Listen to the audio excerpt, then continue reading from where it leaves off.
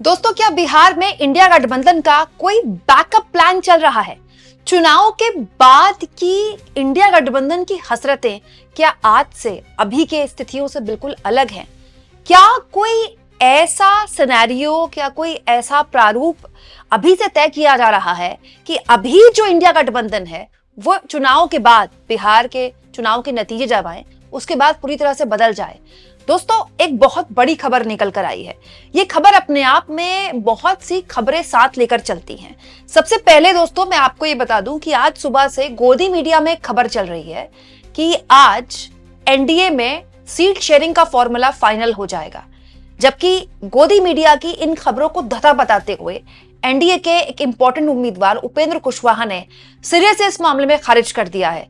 न केवल इस खबर को खारिज करते हैं दोस्तों उपेंद्र कुशवाहा, बल्कि जिस बात की संकेत देते हैं वो साफ संदेश देता है कि इस वक्त जो इंडिया गठबंधन है और चुनाव के नतीजों के बाद का जो इंडिया गठबंधन है उनमें बहुत फर्क आने वाला है। उपेंद्र कुशवाहा ने कैसे बीजेपी के पूरे भोंपू की हवा निकाल दी है मैं आगे आपको बताऊंगी, लेकिन पहले आपको बता देती हूं उस बैकअप प्लान के बारे में जिसके बारे में बिहार के सियासी गलियारों में चर्चा शुरू हो गई है।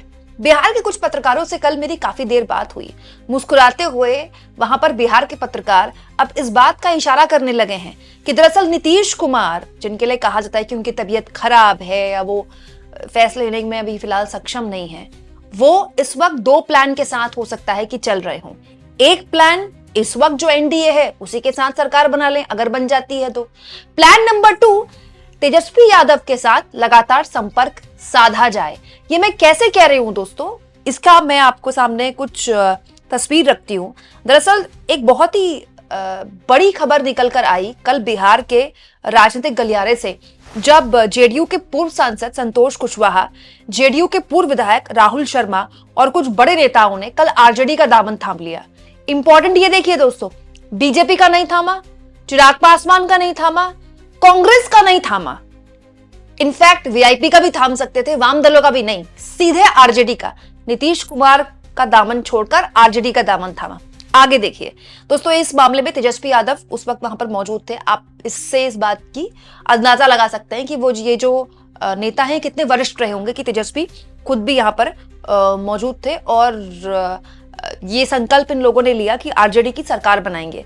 अच्छा, इन सब में जो सबसे दिलचस्प तस्वीर थी दोस्तों वो थी लोक जनशक्ति पार्टी के नेता अजय कुशवाहा और जेडीयू के बांका के सांसद गिरधारी प्रसाद यादव, जेडीयू के मौजूदा सांसद के बेटे भी आरजेडी में शामिल हो गए। अब दोस्तों, इससे ज्यादा तो मुझे आपको बताने की जरूरत नहीं कि हमारे देश के नेताओं से बड़ा मौसम वैज्ञानिक, चुनावी मौसम वैज्ञानिक कोई नहीं होता। आप सोचिए कि जिनके पिता जेडीयू में मौजूदा सांसद हैं उनके बेटे बीजेपी में शामिल हो सकते थे, वो खुद जेडीयू में शामिल हो सकते थे, लेकिन वो कहां शामिल हो रहे हैं? आरजेडी में। दोस्तों, चाणक्य प्रसाद रंजन आरजेडी में शामिल हो चुके हैं और ये जो पूरा का पूरा एक कार्यक्रम बताया गया कल, ये बहुत ही बड़ा कार्यक्रम है।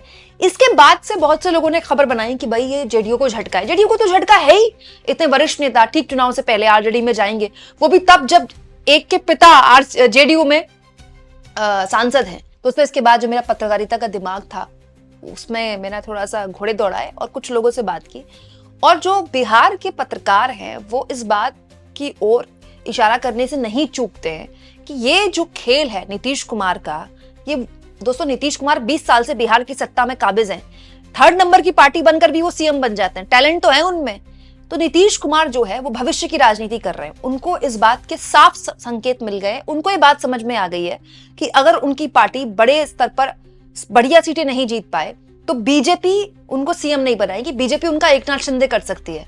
ये भी उनको समझ में आ गया है कि ये भी हो सकता है कि अगर सरकार बन गई एनडीए की तो उनको साल 1.5 साल सीएम बनाने के बाद कैसे भी करके साजिश के तहत बाहर कर दिया जाए और उससे पहले जेडीयू में तोड़ कर दी जाए।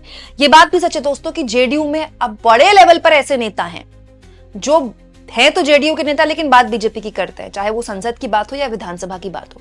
ये सब नीतीश कुमार समझ रहे हैं। और दोस्तों, नीतीश कुमार की पार्टी में बहुताया ऐसे नेता भी हैं जो अपनी भविष्य की राजनीति बीजेपी के साथ बहुत कंफर्टेबल नहीं है देखने में। उसमें एक पुरानी पूरी पौध है जेडीयू की जो नहीं चाहती कि वो एक तरह से बीजेपी की बी टीम की तरह दिखाई दे, जबकि नीतीश कुमार ने इतनी सफलता से बिहार की राजनीति में 20 साल, बहुत बड़ा, मतलब ये बहुत ही बड़ा अचीवमेंट है नीतीश कुमार के लिए। तो जानकार ये बताते हैं कि ये सब कुछ जो हो रहा है इधर से उधर चुनाव से पहले, ये भले ही दिख रहा हो कि जेडीयू को बड़ा झटका है, बल्कि इसमें एक तरह से मौन समर्थन है नीतीश कुमार का। नीतीश कुमार भविष्य की राजनीति की संभावनाएं तलाश रहे हैं। नीतीश कुमार एक ऐसी सरकार की संभावनाएं भी तलाश रहे हैं जिसमें तेजस्वी यादव, कांग्रेस पार्टी और नीतीश कुमार हो, जो कि हो सकता है। भाई नीतीश कुमार कब पलटी मार लें और नीतीश कुमार के लिए इधर सरकार बनाना उधर सरकार बनाना कोई बड़ी बात नहीं है। हालांकि इसमें तेजस्वी यादव की कितनी हामी है, इट्स टू अर्ली टू से, लेकिन नीतीश कुमार ये तो बात समझ रहे हैं दोस्तों कि उनकी पार्टी भविष्य की राजनीति, ये चुनाव तो भले ही नीतीश कुमार जीत रहे हैं, लेकिन उनके बड़े जो आसपास के नेता हैं, जिस तरह से पार्टी चल रही है, वो ये भी समझ रहे हैं कि भविष्य में जो जेडीयू है, हो सकता है कि अगला चुनाव इस वक्त जो जेडीयू है उस तरह से ना लड़ पाए। अब आ जाते हैं दोस्तों एनडीए के खेमे में। ये बात केवल जेडीयू के अंदर नहीं चल रही है कि हम बीजेपी के साथ भविष्य में बहुत सहज नहीं है। बहुत से ऐसे नेता हैं जेडीयू के अंदर जो कहते हैं कि अगर जेडीयू का विलय ही हो जाए भविष्य में कभी बीजेपी में तो क्या गलत है। इस तरह के लॉयलिस्ट पैदा हो गए हैं जेडीयू के अंदर बीजेपी के, लेकिन उनको कॉन्ट्रडिक्ट करने के लिए बहुत से ऐसे नेता भी हैं जो किसी भी हाल में ऐसा कुछ नहीं चाहते, क्योंकि जेडीयू का ना वोट बैंक बिल्कुल अलग है।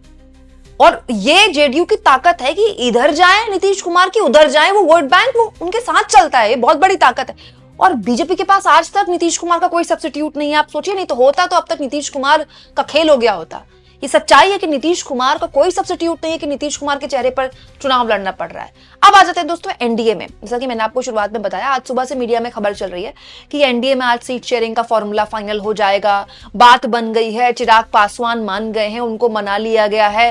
नित्यानंद राय ने कई मुलाकातें उनसे की, लेकिन इससे बिल्कुल उलट उपेंद्र कुशवाहा, जो कि एनडीए के एक इंपॉर्टेंट सहयोगी हैं, उन्होंने खुद सामने आकर दोस्तों ये पोस्ट लिखते हुए कह दिया, इधर उधर की खबरों पर मत जाइए, वार्ता अभी पूरी नहीं हुई है, इंतजार कीजिए। मीडिया में कैसे खबरें चल रही हैं मुझको नहीं पता। अगर कोई खबर प्लांट कर रहा है तो ये छल है, धोखा है। आप लोग ऐसे ही सजग रहिए। कौन प्लांट कर रहा है? बीजेपी ने नीतीश कुमार को मना लिया है, कौन प्लांट करेगा? बीजेपी ने एनडीए में सब कुछ ठीक कर लिया है, कौन प्लांट करेगा? अब आप बहुत समझदार हैं, मुझे आपको बताने की जरूरत नहीं है। उपेंद्र कुशवाहा इशारों में कह रहे हैं कि अभी को, एंड इनफैक्ट इशारों में नहीं, खुलेआम कह रहे हैं कि अभी वार्ता पूरी नहीं हुई है, इंतजार कीजिए, बातचीत चल रही है। और ये मीडिया में खबरें कैसी चल रही है, कौन प्लांट कर रहा है मुझे नहीं पता। ये छल है, धोखा है। तो कौन छल कर रहा है उपेंद्र कुशवाहा के साथ? मतलब कौन धोखा कर रहा है? उपेंद्र कुशवाहा भी दोस्तों अपनी डिमांड लेकर बैठे हुए हैं। उनका साफ तौर पर कहना है कि जीतन राम मांझी अगर 20 सीटों की डिमांड कर रहे हैं तो उनके पास तो उनसे कहीं ज्यादा बड़ा वोट बैंक है कुशवाहा समाज। तो हर लिहाज से उनको तो 25 से 30 सीटें मिलनी चाहिए। 25 से 30 सीटें तो उनको मिले ना मिले, लेकिन 20 सीटें तो वो भी डिमांड करके बैठे हुए हैं।